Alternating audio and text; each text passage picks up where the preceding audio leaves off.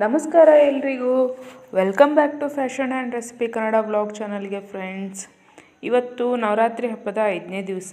ಇವತ್ತು ಯಾವ ದೇವಿಯನ್ನು ಆರಾಧನೆ ಮಾಡ್ತಾರೆ ಅಂತ ಹೋಗಿ ನೋಡ್ಕೊಂಡು ಬರೋಣ. ಅದಕ್ಕೂ ಮೊದಲು ಹಿಂದಿನ 4 ದಿವಸದ ದೇವಿಯ ಅವತಾರಗಳು ಹಾಗೆ ಒಂದು ಇಂಟ್ರೊಡಕ್ಷನ್ ಪಾರ್ಟ್ ಮಾಡಿದ್ದೆ ವಿಡಿಯೋನ. ಅದನ್ನು ಯಾರಿನ್ನೂ ನೋಡಿಲ್ಲ ದಯವಿಟ್ಟು ಹೋಗಿ ನೋಡ್ಕೊಂಬನ್ನಿ. ಡಿಸ್ಕ್ರಿಪ್ಷನ್ ಬಾಕ್ಸಲ್ಲಿ ಲಿಂಕ್ ಕೊಟ್ಟಿರ್ತೀನಿ. ಹಾಗೆ ಆದಷ್ಟು ಜನಗಳಿಗೆ ಶೇರ್ ಮಾಡಿ, ಇದರಿಂದ ಅವರಿಗೆ ಅನುಕೂಲ ಆಗುತ್ತೆ. ಇವತ್ತು ನವರಾತ್ರಿ ಹಬ್ಬದ 5ನೇ ದಿವಸ. ಇವತ್ತು ಯಾವ ದೇವಿಯನ್ನು ಆರಾಧನೆ ಮಾಡ್ತಾರೆ ಅಂತ ನೋಡೋದಾದರೆ, ಇವತ್ತು ಸ್ಕಂದ ಮಾತೆಯನ್ನು ಆರಾಧನೆ ಮಾಡ್ತಾರೆ. ಈ ಸ್ಕಂದ ಮಾತೆ ಅಂತಂದರೆ ಕಾರ್ತಿಕೇಯ ದೇವನ ತಾಯಿಯ ಸುಂದರ ರೂಪ ಅಂತ ಹೇಳ್ತಾರೆ. ಈ ರೂಪದಲ್ಲಿ ತಾಯಿ ಭಕ್ತರ ಎಲ್ಲ ಇಷ್ಟಾರ್ಥಗಳನ್ನು ಪೂರೈಸ್ತಾಳೆ ಹಾಗೂ ಮನೆಯಲ್ಲಿ ನೆಮ್ಮದಿ ಶಾಂತಿಯನ್ನು ನೆಲೆಸ್ತಾಳೆ ಅಂತ ಹೇಳ್ಕೊಂಡು ಸಹ ಹೇಳ್ತಾರೆ. ಹಾಗೆ ಈ ಅವತಾರದಲ್ಲಿ ಅಂದರೆ ಸ್ಕಂದಮಾತೆಯ ಅವತಾರದಲ್ಲಿ ತಾಯಿ ದುಷ್ಟ ರಾಕ್ಷಸರ ಸಂಹಾರಕ್ಕೆ ಅವತರಿಸಿ ಬಂದಳು. ಹಾಗೆ ರಕ್ಷಣೆ ಮಾಡ್ತಾಳೆ, ಜನರ ರಕ್ಷಣೆಯಾಗಿ ಇರ್ತಾಳೆ ಅಂತ ಹೇಳ್ಕೊಂಡು ಸಹ ಹೇಳ್ತಾರೆ. ಸೊ ಈ ಸ್ಕಂದಮಾತೆಯನ್ನು ಇವತ್ತು ನಾವು ಸ್ಮರಣೆ ಮಾಡ್ತಾ ಆ ತಾಯಿಗೆ ಏನೆಲ್ಲ ಇಷ್ಟ ಅಂತ ಹೇಳ್ಕೊಂಡು ನೋಡ್ಕೊಂಬರೋಣ. ಈ ದೇವಿಗೆ ಹಳದಿ ಗುಲಾಬಿ ಹೂವು ಅಂದರೆ ತುಂಬ ಇಷ್ಟ. ಹಾಗೆ ತಿನಿಸಲ್ಲಿ ಬಾಳೆಹಣ್ಣನ್ನು ನೈವೇದ್ಯಕ್ಕಿಟ್ಟರೆ ತುಂಬ ಒಳ್ಳೆಯದು.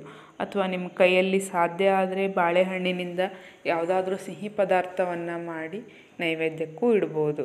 ಸೊ ಇವತ್ತು ನಾನು ಬಾಳೆಹಣ್ಣನ್ನು ಉಪಯೋಗಿಸಿ ಒಂದು ಸಿಹಿ ಖಾದ್ಯವನ್ನು ಮಾಡ್ತಾಯಿದ್ದೀನಿ.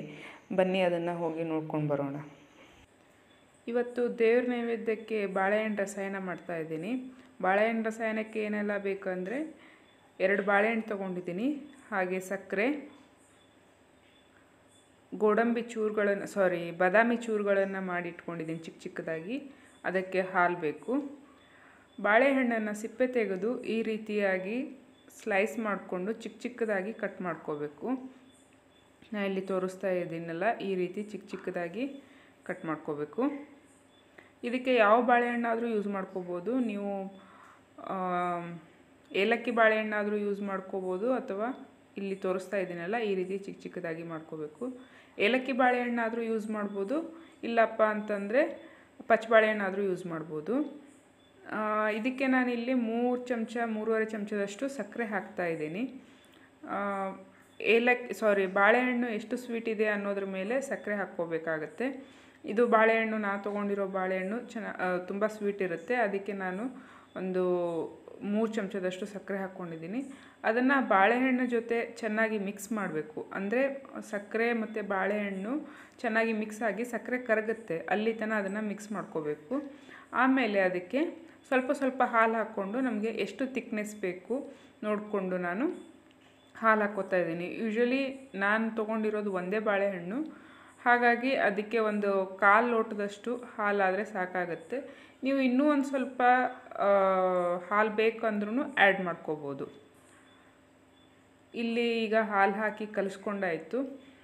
ಇಷ್ಟೇ. ನಾನು ಮತ್ತೆ ಇದಕ್ಕೆ ಎಕ್ಸ್ಟ್ರಾ ಆಗಿ ಡ್ರೈ ಫ್ರೂಟ್ಸ್ ಹಾಕ್ಕೊಂಡಿದ್ದೀನಿ. ಬಾದಾಮನ್ನು, ಗೋಡಂಬಿನೂ ಮಿಕ್ಸ್ ಮಾಡ್ಕೋಬೋದು. ಕ್ವಿಕ್ಕಾಗಿ ಆಗುವಂಥದ್ದು, ದೇವ್ರ ನೈವೇದ್ಯಕ್ಕೆ ಇಡ್ಬೋದಾದಂಥ ಒಂದು ಸಿಹಿ ಪದಾರ್ಥ. ಇವತ್ತು ದೇವಿಗೆ ಬಾಳೆಹಣ್ಣಿನಿಂದ ಮಾಡಿದ ಯಾವುದೇ ತಿನಿಸನ್ನು ಇಡ್ಬೋದು ಅಂತ ಹೇಳಿದ್ದೆ. ಹಾಗಾಗಿ ಇದನ್ನು ಕ್ವಿಕ್ಕಾಗಿ ಮಾಡುವಂಥ ಒಂದು ರೆಸಿಪಿನ ತೋರಿಸಿದ್ದೀನಿ. ನೀವು ಮನೆಯಲ್ಲಿ ಟ್ರೈ ಮಾಡಿ, ಹೇಗಿದೆ ಅಂಥೇಳಿ ನನಗೆ ಕಮೆಂಟಲ್ಲಿ ತಿಳಿಸಿ. ಇವತ್ತು ಹೋಗಿ ಬರ್ತೀನಿ, ಇನ್ನೊಂದು ವಿಡಿಯೋ ಜೊತೆ ಸಿಗ್ತೀನಿ. ಬಾಯ್.